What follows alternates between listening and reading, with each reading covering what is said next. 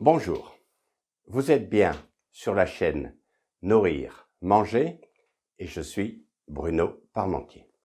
Regardons par exemple quels sont les pays qui au XXIe siècle vont avoir du mal à se nourrir du simple point de vue de la population.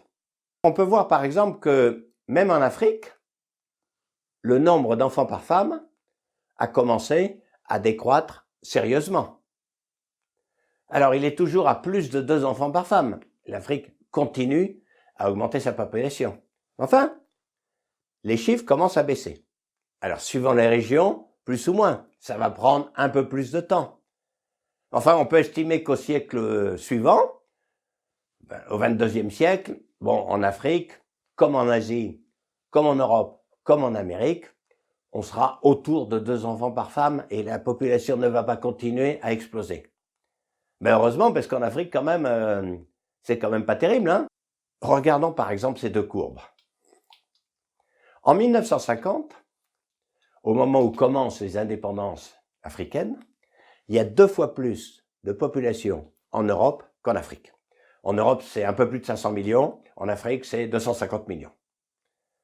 Bon, à ce moment-là, l'Europe, ils inventent la contraception, l'avortement, etc. La libération de la femme, on commence à faire moins d'enfants. Donc nous, ça se stabilise, la population. En revanche, en Afrique, ça commence à peine. Il se passe en Afrique, au XXe siècle et au XXIe siècle, ce qui s'est passé en Europe au XVIIIe, au XIXe. En fait, de plus en plus d'enfants, ils survivent, les gens vivent quand même un peu plus longtemps, il y a une explosion de la population. Alors, c'est en 1994 qu'on arrive à égalité. En 1994, il y a 720 millions d'Européens, 720 millions d'Africains. Alors, on n'a pas le temps, les Européens, de voir les Africains nous dépasser, parce que aujourd'hui, en 2019, ils sont 1,3 milliard. Nous sommes toujours à peu près 700 millions, eux, ils sont 1,3 milliard. Donc c'est intéressant, en 1950, ils étaient 2 fois moins nombreux que les Européens, et aujourd'hui, 70 ans après, ils sont 2 fois plus nombreux. Mais ça va pas être fini. C'est vrai que c'est compliqué d'imaginer cette espèce d'arrogance des démographes, qui nous disent, je sais très exactement combien il y aura de population en 2050. Mais prenons du recul. Toutes les filles qui vont faire des enfants d'ici 2050 sont déjà nées. Autrement dit, il n'y a pas d'incertitude sur le nombre. On sait combien elles sont. Alors, il reste quoi? Il reste les taux de mortalité. Parce que tous les gens qui vont mourir d'ici 2050 sont déjà sur Terre. Et puis, ce taux de mortalité, c'est relativement prévisible. Regardez la cigarette, par exemple. La cigarette se développe considérablement dans le monde. Eh ben, c'est un facteur énorme sur l'évolution de la longévité. Quand on sait statistiquement que chaque cigarette qui est fumée réduit la vie de 10 minutes, quand on sait exactement le nombre de millions, de dizaines de millions de cigarettes qui sont fumées dans un pays, ben vous multipliez par 10 minutes, c'est autant de vies en moins. Autant de gens qui mourront nettement plus tôt. Alors ensuite, il y a l'âge du premier enfant, le nombre d'enfants par femme. Et ça évolue relativement lentement. Autrement dit, les démographes sont sûrs d'eux quand ils disent il y aura 2 milliards 500 millions d'Africains en 2050. Alors là, c'est vrai que on se dit on va rajouter 1 milliard 200 millions d'Africains en 30 ans. C'est un énorme problème d'alimentation mondiale. Regardons par exemple la liste des 15 pays qui seront les plus peuplés en 2050.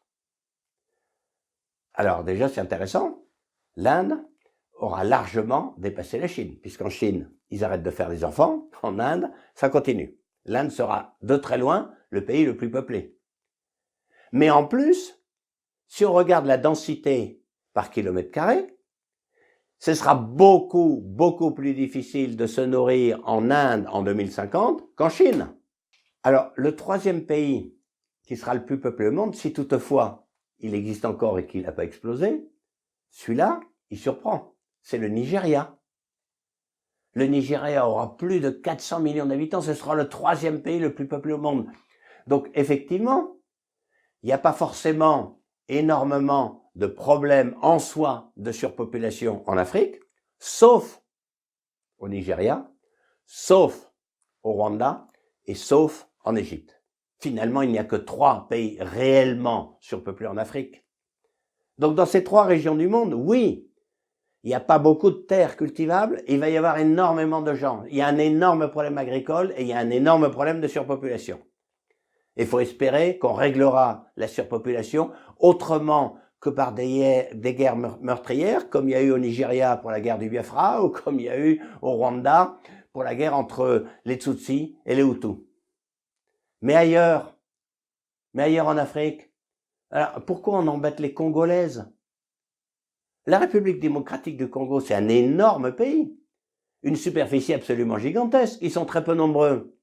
C'est absolument pas parce que ils sont trop nombreux qu'ils ont faim. Ils ont faim parce qu'il y a des mines.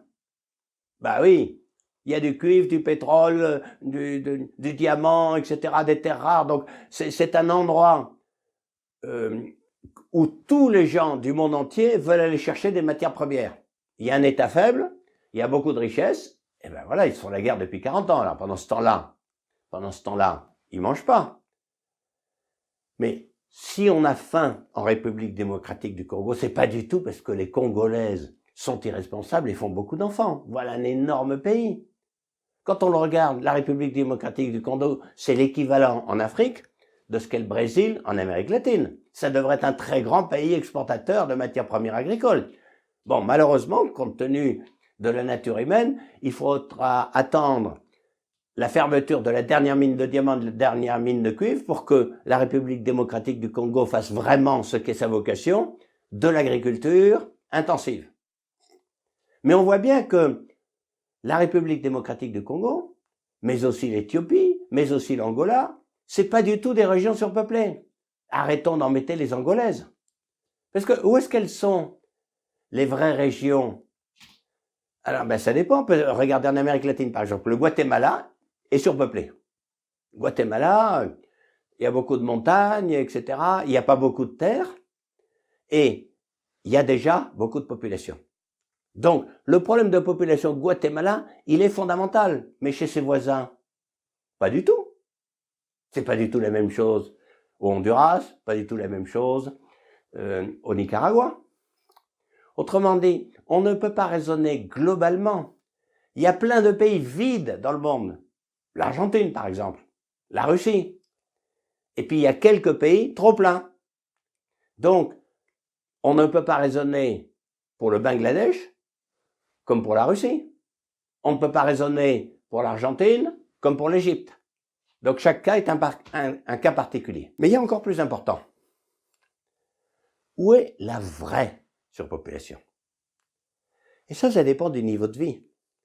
Parce que quand on découvre que les Français, d'accord, on mange, mais si on regarde tout ce que nous consommons, il nous faudrait 1,6 fois la superficie de la France pour avoir suffisamment de matières premières pour vivre. Autrement dit, la France est objectivement un pays surpeuplé. Donc s'il y a des gens qui doivent arrêter de faire des enfants, c'est les Français, c'est pas les Angolaises, c'est pas les gens de la République démocratique du Congo. Alors on s'y emploie, enfin, il faut peut-être continuer. Alors regardez les Nord-Américains. Ils ont d'immenses territoires, mais c'est peut dire qu'ils consomment comme des malades. Eux, ils ont besoin d'1,9 fois leur superficie. Autrement dit, les États-Unis d'Amérique, c'est un pays dramatiquement surpeuplé. Mais il y a pire. Les pays les plus surpeuplés au monde, ceux qui devraient arrêter de faire des enfants, le Royaume-Uni.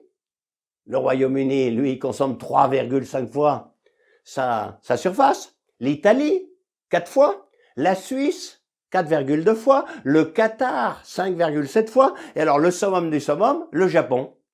Le Japon, 7 fois sa superficie. Autrement dit, la vraie surpopulation, c'est pas le nombre d'enfants, c'est l'ensemble de la consommation que fait une population donnée. Bon, moi qui ai 4 enfants, vu comme ça, en France, je suis relativement irresponsable. Parce que chacun de mes enfants consomme beaucoup. Mais si j'étais burkinabé, c'est pas du tout irresponsable de faire 4 enfants au Burkina, parce que la superficie est immense et ils consomment très peu. Autrement dit, les rapports entre la population et la possibilité de se nourrir sont beaucoup plus complexes que les idées reçues. Et en tous les cas, il ne faut pas mettre tous les pays du monde dans le même panier. La grande majorité des pays du monde n'est pas encore surpeuplée. Et de toute façon, nous allons arriver à peu près à 10 milliards d'habitants en l'an 2100, mais on n'arrivera jamais à 20 milliards. Ça va se tasser. La fin de cette aventure humaine, ce sera entre 10 et 12 milliards. Alors, c'est un énorme défi de se nourrir, de vivre, de se soigner, de se transporter, etc., avec en plus le réchauffement climatique. Enfin, la messe n'est pas dite. On a encore beaucoup de possibilités d'inventer de nouveaux modes de production, de nouveaux modes de consommation, de nouveaux modes de transport pour pouvoir vivre à 10 milliards sur cette bête planète Terre. En matière d'alimentation, c'est ce qu'on va voir dans beaucoup d'autres vidéos de cette chaîne Nourrir, Manger.